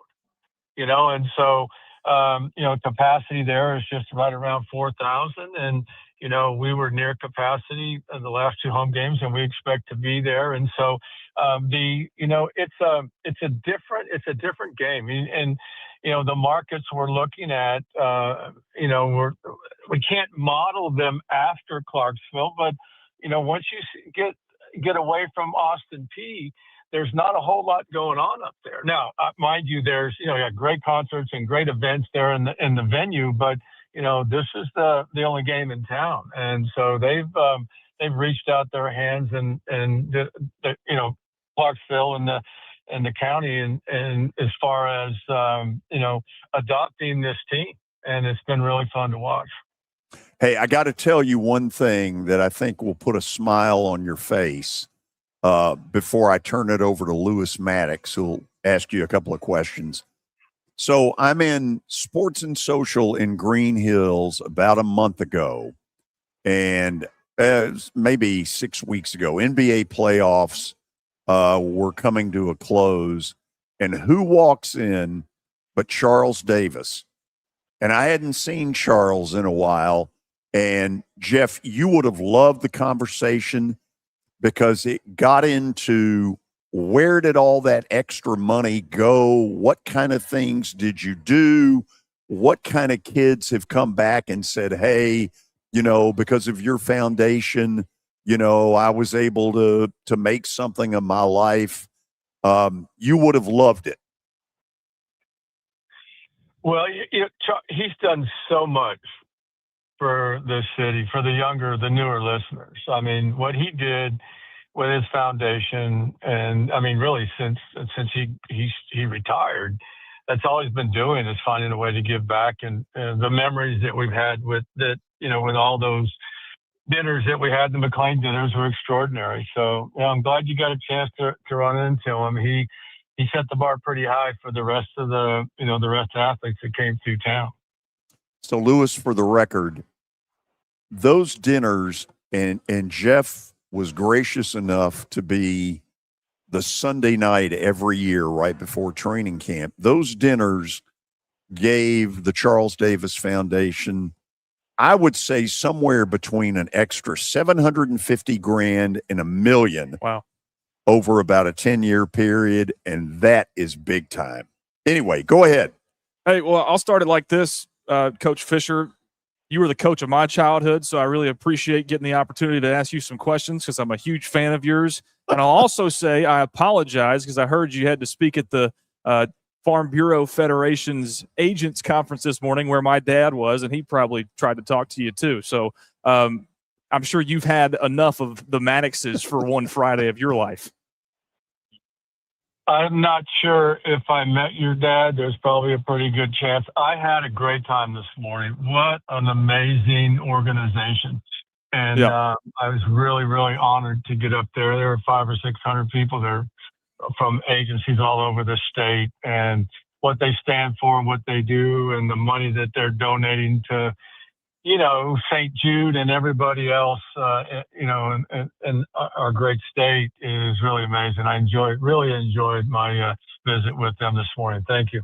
Yeah, love it. I kind of wanted to get into your philosophy as a head coach a little bit. Tennessee, when you were there, was always looked at as kind of a ground and pound type of team. We control the ball. We play great defense, and it worked for you very well for a very long time. I want to know what coach going through the early parts of your career had the most influence on the way that you coach football. Well, I was really lucky. Thank you. I mean, as a player, I had an opportunity to play at a university program at USC that was known for Heisman Trophy winners and, its toughness and so on and so forth. And then, of course, playing for and then coaching with, Mike Ditka, but Buddy Ryan gave me my opportunity, what he stood for. And, he would take players with a lot less ability as long as they were smart and they were tough. And then, as fate would have it, I ended up in the organization at that time. I ended up spending 2 years in the 49er organization just after the departure of Bill Walsh under coach for George Sheaford. And so I got a well-rounded sense for, what it takes to, draft, acquire talent, prepare, weekly for the opponents and prepare for the unintended consequences or prepared for, those things that end up happening at the end of the game, and make sure that that your entire roster says, hey, we've done that before. We practiced that. We're good. 4th and 17 to win the game from the 18-yard line. No big deal. We know a coach is going to call. So I just had a well-rounded, background there. And then, the other thing is that I thought it was really, really important. And I stress that to the staff all along the way is don't discount the players. You learn so much from the players. And the last thing you can do is ask them to do something that they can't do. Identify their strengths, identify their weaknesses, and make sure they know that you're doing everything on a daily basis to improve their weaknesses. And so, and then of course the importance of a locker room. So, it was just over time, it kind of worked itself out or morphed into, our organizational philosophy, which won us a lot of games over the years. Yeah, Coach, and I kind of want to build off of that a little bit. I mean, first I want to know how much you still keep up with NFL football and the Titans, and what do you think the main difference of today's game is? And also, talk about what it would be like if you were coaching today, and what's the main difference it's been, or what lessons have you learned going from coaching and now being in kind of a front office type role? What's that been like? Well, I'm doing all this just because I love the game and I want to give back. And, I love seeing smiles on people's faces. And I can't ever repay this game for what it did for me and my family and how blessed we are, because of the opportunity I got. So As far as the NFL, yeah, I pay attention to the NFL. I know where they're at right now, and everybody, everybody's undefeated right now, and everybody, has lofty goals, and there's pretty much only going to be a handful of those that know what they're going to be available at the end, and technology has affected the game. The college game has obviously affected the NFL. You got guys taking pay cuts to come to the NFL. Are you kidding me? Something's going on there. But there's positives to all those things. I've many times spoke about what I think the NIL did for Cam Ward. It gave the evaluators not just one offensive coordinator or head coach or head athletic trainer or strength coach or whoever else, more than one opinion. When you go, UIW to Washington State to Miami and all that. I mean, oh my gosh, you got all these sources of information. Plus, you got a young player that excelled.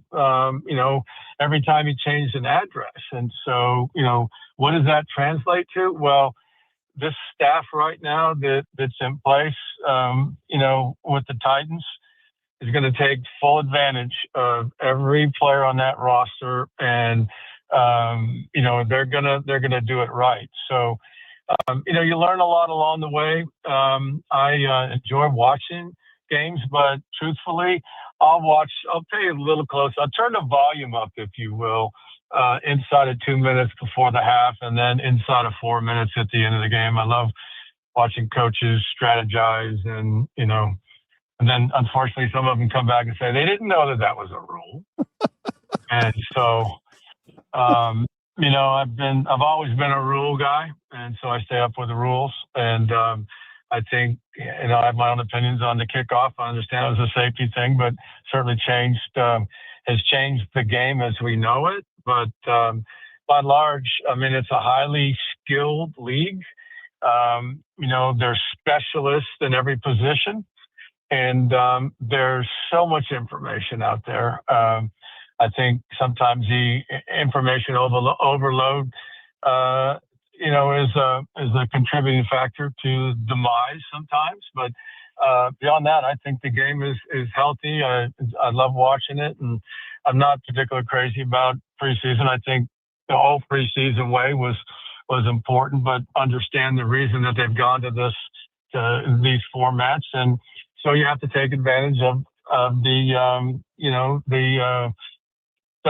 practice interaction between clubs, where clubs are traveling and going in for 3 or 4 days and having group practices against other clubs and getting their reps that way. The one thing that I would say that I watch and I'm concerned about is the lack of opportunity to recover and the increase in injuries in week 2 and 3, because your veterans just have not had an opportunity other than on the practice field. It's hard to simulate it. Everybody tries, but you go out and play 60 plays in week 1. You haven't had the luxury of having to recover go through a post-game recovery process, and you go into week 2 and then you get a pull. And so, I watch those things, but by and large, I love the game, and the game's blessed me beyond imagination.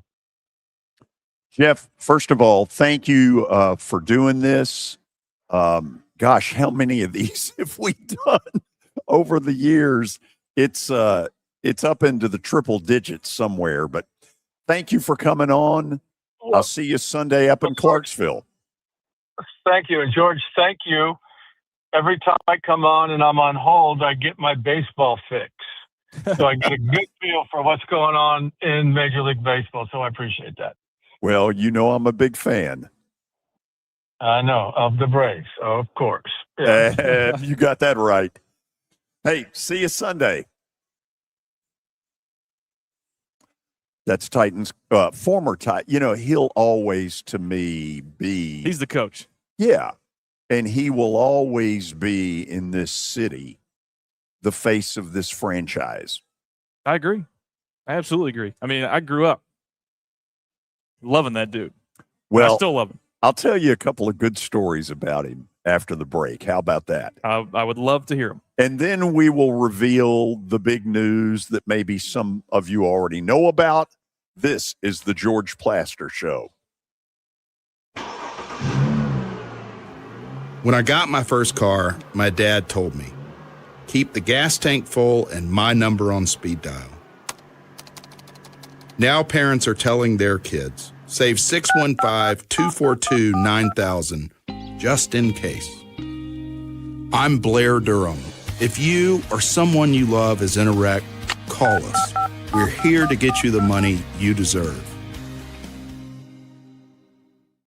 Venture Express has been helping people in this area for more than 40 years. They're headquartered in Murfreesboro with over 30 years of dedicated fleets involving production, manufacturing, and corrugated experiences. They're an asset-based company with over 700 tractors, 4,000 trailers, and 800 drivers. If you need their help, dial them up 615-793-9500 or log on to ventureexpress.com.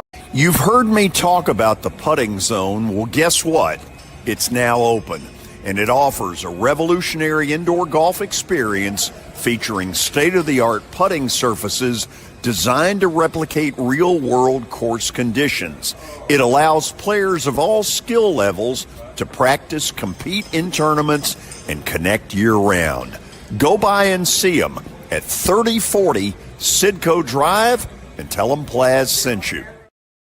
Are you looking for expert medical care in Nashville without leaving your home? Medical House Calls brings concierge-level health care directly to your door. Whether you need urgent attention, ongoing primary care, revitalizing IV therapy, or medically guided weight loss, our experienced providers are just a phone call away at 615-838-2375 or go online, medicalhousecalls.com. It's easy to say good things about the folks at Strike and Spare Family Fun Centers. Number one, I trust them with something that's near and dear to me, the Plaster and Friends Celebrity Bowling Night. But more importantly, I see the fun people have. They enjoy the bowling, they enjoy the camaraderie, and you will too. Come by any of their locations and get ready to have some fun. Looking for fun for the family? Look no further than Strike and Spare Family Fun Centers. The bowling is a blast. The people around it make it even better. And you know what? They've got a staff that will make sure you have a good time. So don't wait. Go have some bowling fun at Strike and Spare, the official home of the 4th annual Plaster and Friends Celebrity Bowling Night. Two total screw-ups of humongous proportions. Sports. We're not living in an era where perfection is necessary. They thought they were a championship contending team. Here, we told you not to do this. Your sports live here. On ESPN 94.9. The Fan. And the Game Nashville Sports Network. It's the George Plaster Show. Your sports live here on 94.9 The Fan.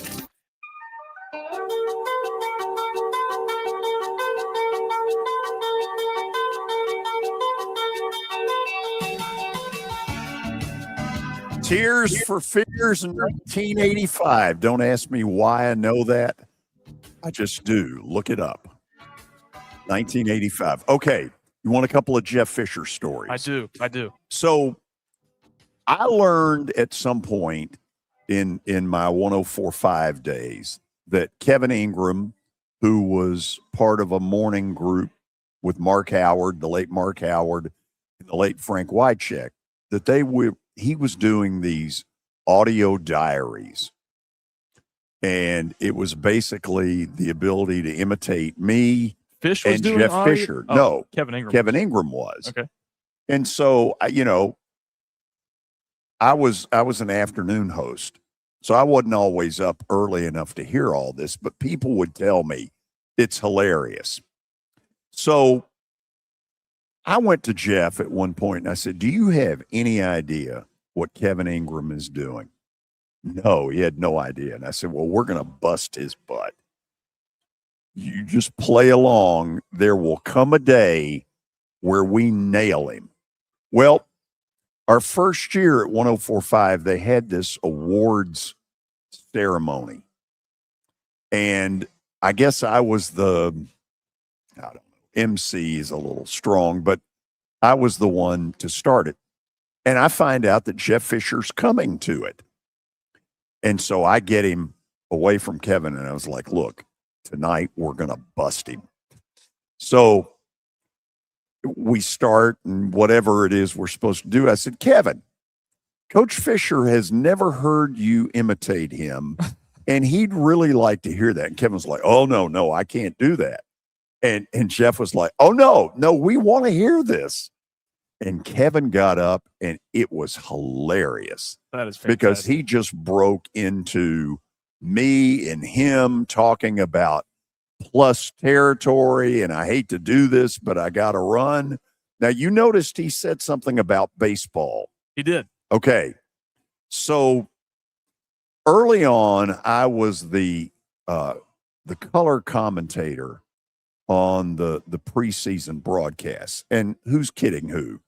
That was a joke. I brought nothing to that table. I'm a play-by-play guy, nothing more, nothing less.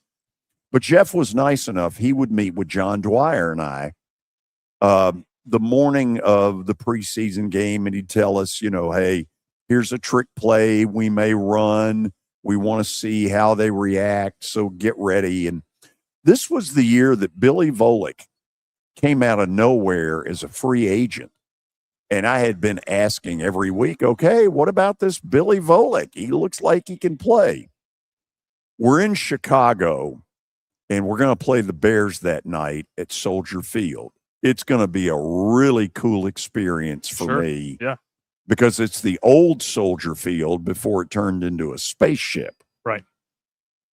And, we have this meeting, and Fisher goes, do you have any questions? Nope. No questions? Nope. Nothing about Billy Volick? Nope.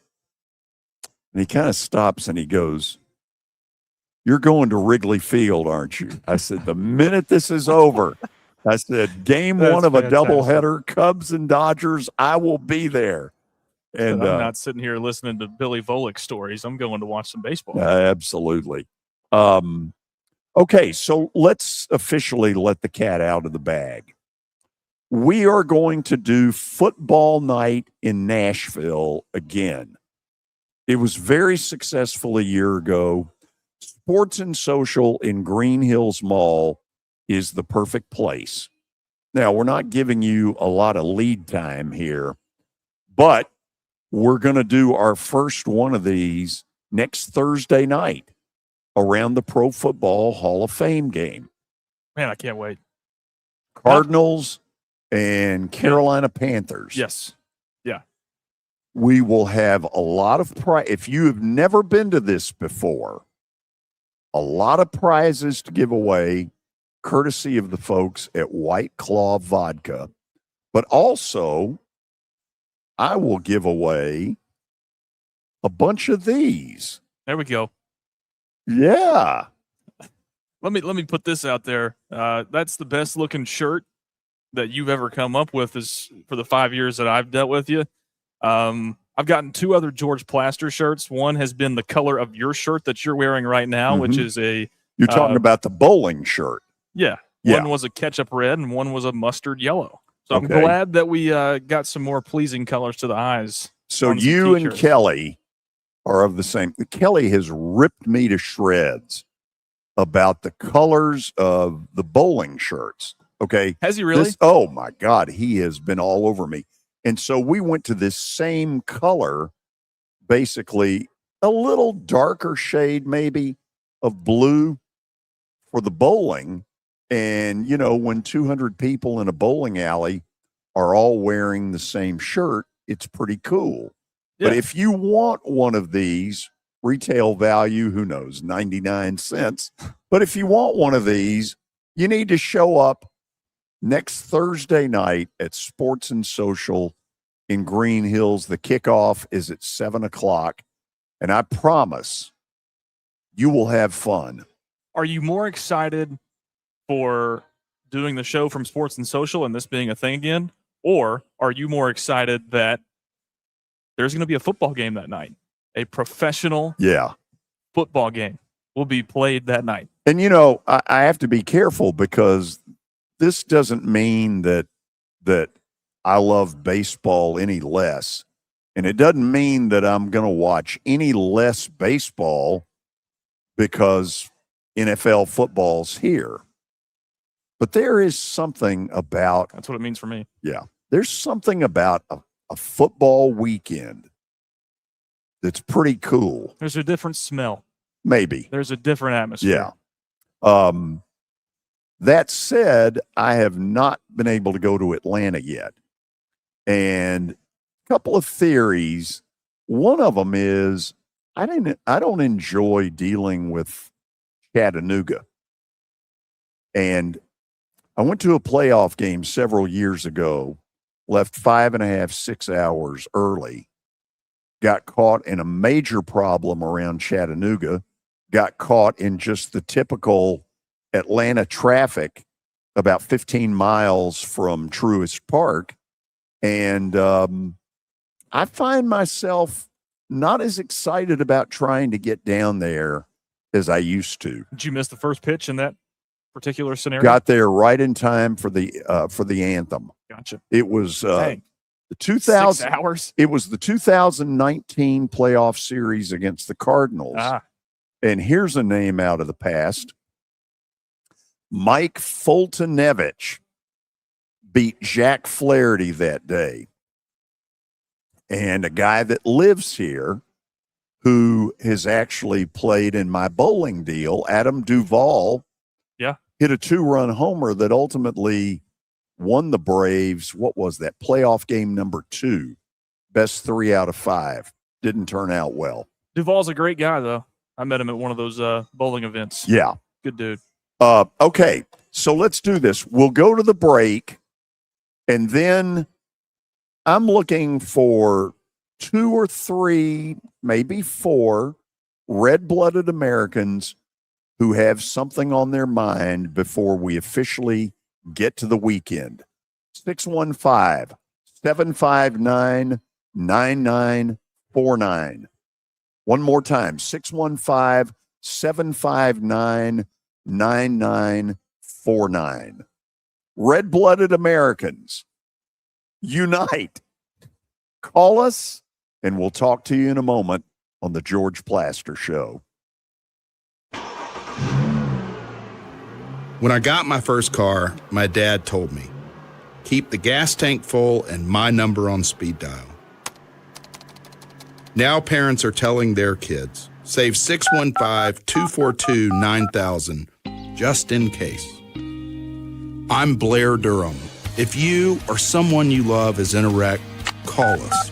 We're here to get you the money you deserve. And chance of showers and thunderstorms with a high near 84. From the Game Nashville Sports Network, I'm Selma Bouvier. Your sports live here on the Game Nashville Sports Network. When I got my first car, my dad told me, keep the gas tank full and my number on speed dial.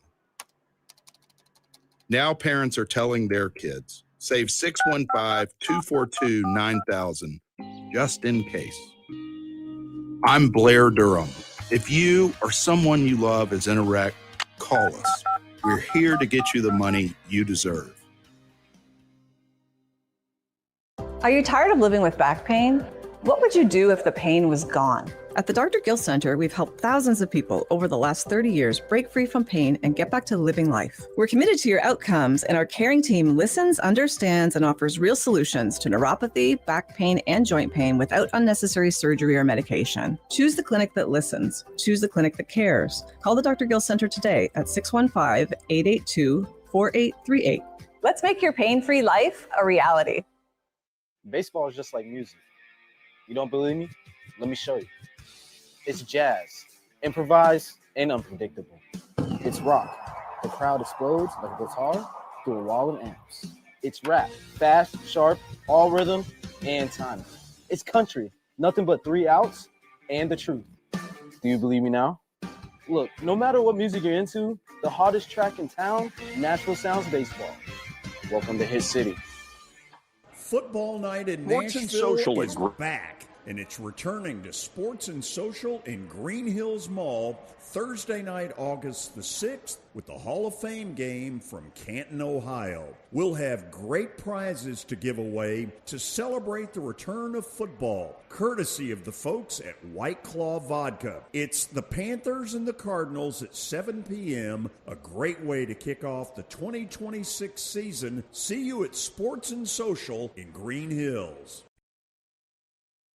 Get ready, Clarksville. The Arena Football One postseason is officially coming home to F&M Bank Arena. Your Cats have secured the top seed and are locked in to hunt down the championship. High-stakes, fast-paced Arena Football playoff action. The number 1 seed Cats are taking on the competition, and they need you to throw your claws up and pack the stands. Don't miss the AF1 playoff game on Sunday, August 2nd at 3 p.m. Tickets are selling fast. Go to Ticketmaster.com or myfmbankarena.com to secure your seats today. Let's bring the crown to Clarksville.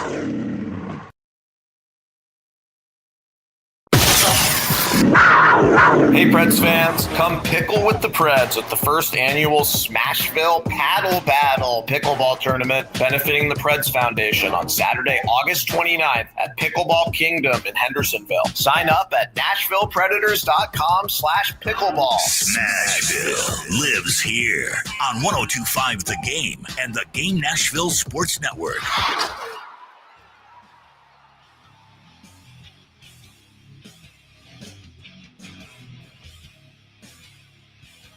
Okay, got a couple of you on the line, so let's get right to the business at hand. Tyron in Brentwood, lead us off. Good to be with you again, George. Always good to talk to you, sir. Enjoyed that interview with you and Jeff Fisher. I tell you, talking to him and back in when they first came to Tennessee, it brought back memories of 26 years ago, how it all began. So that was good to hear. Well, I tell y'all, I heard you talking about the Belichick thing about, I guess, an hour ago. Yeah. And I know you talked about do you want me to be mean? What do you think Brady must be saying? I tell you what, man, nothing has went right for Bill since he ran Tom Brady, the greatest player ever, out the door. Nothing. Not one good thing has he done since Tom has left. And we all know what Tom did. You know, showed him who Daddy really was and went to Tampa and won a Super Bowl. But Tom's never really been critical of Bill. He's kind of took the high road, but I just, what if this had went the other way? Could you imagine if Tom had went to Tampa and fell on his face, didn't win nothing, Bill would have kept winning in New England? Oh, Bill would have been throwing darts, would have been just dogging him and all that. And Brady, and I've heard his interviews. I mean, Belichick comes on his Monday night show during football season, his podcast, and he's always spoken highly of Bill and thanked him. They've never just threw no darts at him, and that just goes you to show the character of Tom Brady. Because, man, Brady embarrassed Bill. And, I mean, ever since he's left, and we've talked numerous times about it, George, nothing's went right for Bill. Name me one good thing that's happened. None. Brady showed him up, showed everybody that it was far more him than Belichick, and it's just amazing that, he's in North Carolina now and still just can't get out of his own way, embarrassing himself, and it just goes to show you, man, boy, sometimes you're just better off leaving things alone. Had he left things alone and not ran Brady out, most people would have gave him the credit, but he didn't. And now, scoreboard, baby, scoreboard. Hey, Tyron, I want you to come out to Sports and Social. I want to hand you one of these shirts. Okay, sir. I'm going to try to get up there as much as I can this year on Thursday nights and see you, because I ain't seen you. Last time I seen you, you was at the other network, and it was probably good 10, 12 years ago, I think, something like that. I don't remember the timeline, but I've met you once. You probably don't remember me, but yeah, I want to get out there as much as I can and see you, George, because what you do for this community and talk show radio is amazing, and you're my favorite, my friend, so you know that. So, hey, continue success, man. Hey, thank you. Appreciate your call. Hey, let me say one thing. And, there was always this debate about, is it Belichick's system or is Tom Brady a system quarterback, and that's the only reason he benefits? And Tyron's right. He went down to Tampa and did it again. Won another Super Bowl. What did Bill Belichick do the year after? He picks up Mac Jones and farts all over the place. They were terrible. So, kind of agree. Okay, let's go to Mike in Melrose. Mike, what's shaking today? Good afternoon, George. Well, you probably heard Jay Grider's got a book out now. And yeah. Had him on last Friday. Yeah, so Jay got his start in working for my dad's team in Huntsville, Alabama. Also, I had a chance to work in Huntsville. I was the clubhouse attendant or the clubby. And back then I had a chance for working the Knoxville, the KJs. They had a player named Jeff Kent and young David Weathers. And also, when the Greenville Braves came to town, I just missed Chipper Jones, but they had Ryan Klesko, Javi Lopez, Tony Tarasco, Turk Wendell, and then another player I do remember came through with the Carolina Mudcats, and that was the young Tim Wakefield. Oh wow! Yeah, so that was. I told Dad last night. I think I owed him a beer because somebody had left the beer tap on that one night, and I poured Jeff Kent a beer. So, so that was my days as a clubby down, and that old stadium is still there. They use it as a soccer stadium down there now. Wow, interesting. That is some cool stuff. Yeah. Jeff Kent's speech was good Sunday, inducted into the Baseball Hall of Fame. And, man, I'm glad I've gotten to go. That was the experience of a lifetime. And, Mike, I know you've been several times. It's really cool. I went to one time when I was an umpire. I did not get to go to the ceremony. But, yeah, I wish they would do that. I wish they would do it the night after the All-Star game, though. When for one, it wouldn't be 110 degrees, and two, so current players could watch it. They're not playing, but anyway, that's my 2 cents. Y'all have a that's mine as well. It's a very good idea. Thanks. All right, pick a winner tonight, George. See you. To me, the real answer may be to do it on Saturday morning instead of Sunday afternoon. Do it on Saturday morning. And don't allow any major league games to be played before 3:00, so everybody can watch it. It's insane to me. I agree that one of the cherished moments of the game, I'm sitting there having to flip, is overshadowed by the game itself. I'm having to flip from a Braves game to do I want to hear Andrew Jones's speech? That's insane. Yeah. Okay. I believe we have successes. Looky there. We got the record corrected, didn't we? Yeah. Yep. Yeah. Looks like a lot of W's there. 3 out of 4 for the week. Back up to 20 over. Let's make it 4 out of 5, shall we? Yeah, we'll see. Hot Atlanta GA, baby. Another favorite. Bryce Elder has been pitching very well in his last 2 starts. You know, he's a hard one to read because when he's bad, he's really bad. Yes. And when he's good, he can help this team. And I find myself so conflicted about Bryce Elder because there are times I sit there and say, you can't win with Bryce Elder. And then about the time I'm pretty sure that he makes a fool out of me. Yeah. He kind of sneaks back in there and does just enough to make you think that there's a shot this guy can help. I'm going with him tonight.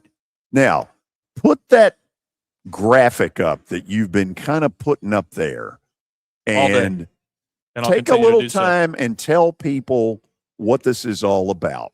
Well, yeah. Clay and Cameron and myself, we've done a whole lot behind the scenes of this show in the last month plus a little bit. And we're now on all these social platforms that you see on your screen if you're listening in on the stream itself. So we're on X, we're on Instagram, we're on TikTok, we're on Facebook, we're on YouTube.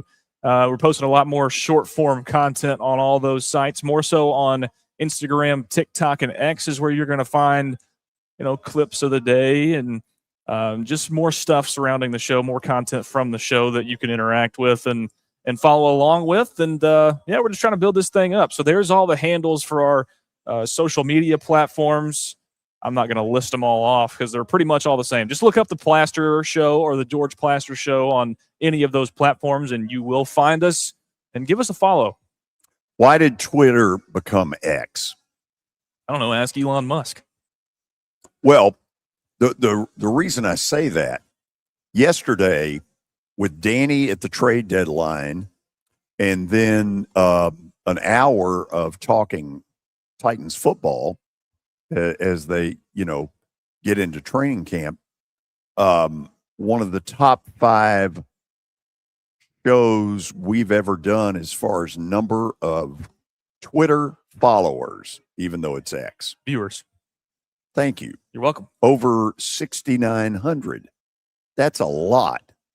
So thank you. We appreciate it. We really do.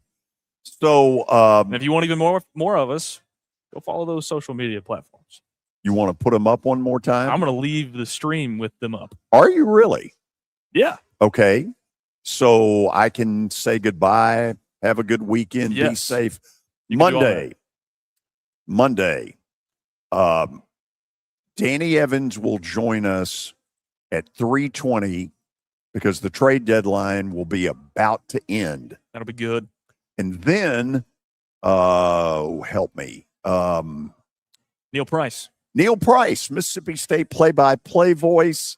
Good one. A really good one, and a Tennessean to boot. See you Monday. The director is back. Hello again, everybody. It's the George Plaster Show. Hope you'll join me, Kelly Holcomb, and Billy Derrick Monday through Friday on 94.9 The Fan from 3 to 5 p.m. Talk sports with the Plaz. The George Plaster Show. Weekday afternoons at 3 on 94.9 The Fan and the Game Nashville Sports Network. Sounds baseball lives here. Is it fair? It's fair! It's gone! Sounds win! Sounds baseball is